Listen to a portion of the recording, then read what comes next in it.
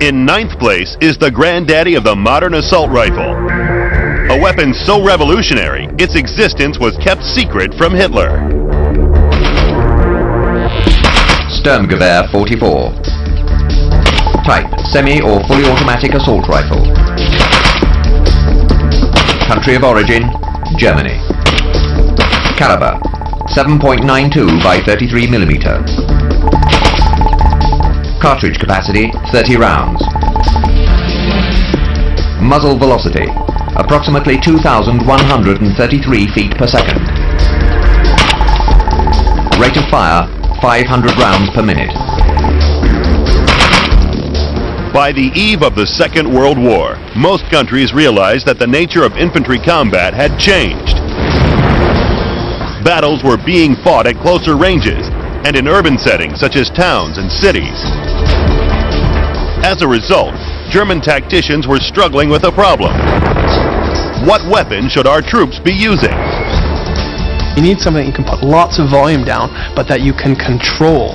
They want something that can punch harder than a submachine gun, but which can fire more than a bolt-action rifle. The weapon the Germans conceived was called the MP-43, and it had a new caliber of bullet. It wasn't a pistol caliber, which would have made it a submachine gun, and it wasn't a full-powered rifle caliber. They just took their 7.92 cartridge, they roughly cut it in half. It's an intermediate cartridge, and it's used basically for what they call spray and pray. Instead of bullets having your name on it, they come out to whom it may concern. The lighter bullet created for the rifle meant that the soldiers could carry more rounds with them. It also allowed the weapon to be fired on automatic with a reasonable degree of accuracy.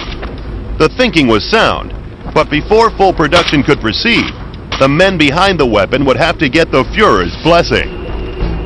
Hitler, having been in the trenches in the First World War, had his own ideas, and perhaps wrong ideas, about what the soldier needed on the modern battlefield. And he didn't think that pursuit of an intermediate round, something stronger than a submachine gun, was really needed. So for whatever reasons went on in Hitler's crazed head, he stopped the project. The project had been vetoed by the all-powerful Führer. But in an extraordinary act of defiance, the men behind the weapon continued the project in secret. What they did was to disguise this fact from Adolf Hitler. They called it a machine pistol, which was the standard nomenclature of their submachine gun. But it wasn't a submachine gun. It was something entirely different. After successful tests, the weapon went into full production.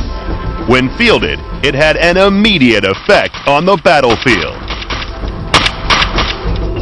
There's a tremendous fear factor from this weapon. When an enemy saw it for the first time, they saw a weapon that was very space age. 5,000 of them were dropped into an isolated German unit that was behind Russian lines, and this German regiment fought its way right through the Russian army to get out, using this incredible firepower. The MP-43 was a success, but its existence couldn't be kept secret from Hitler forever. In 1943, he was inspecting troops on the Eastern Front. He asked his generals what they needed more of. The answer? More MP-43s. He goes, "What's that?" So they showed it. He went, "Did I tell you not to do that?" And they went, yeah, boss. Not a good thing to do with Adolf Hitler, because he had a habit of shooting people that disagreed with him. But when he's demonstrated the weapon, he realizes, finally, its utility on the modern battlefield. Hitler also realizes he has the capability here for a propaganda win, and he renames the weapon the Sturmgewehr 44, literally the storm weapon 44, or the assault rifle 44. The term assault rifle would become the name by which all future weapons firing intermediate rounds would be known. The Sturmgewehr came too late to save Germany from defeat, but its groundbreaking design did point the way to future weapon development. As a result, it scores top marks for innovation. Handling and combat effectiveness also rate high. But with a service length of just 2 years and limited accuracy, the Sturmgewehr places 9th in our list.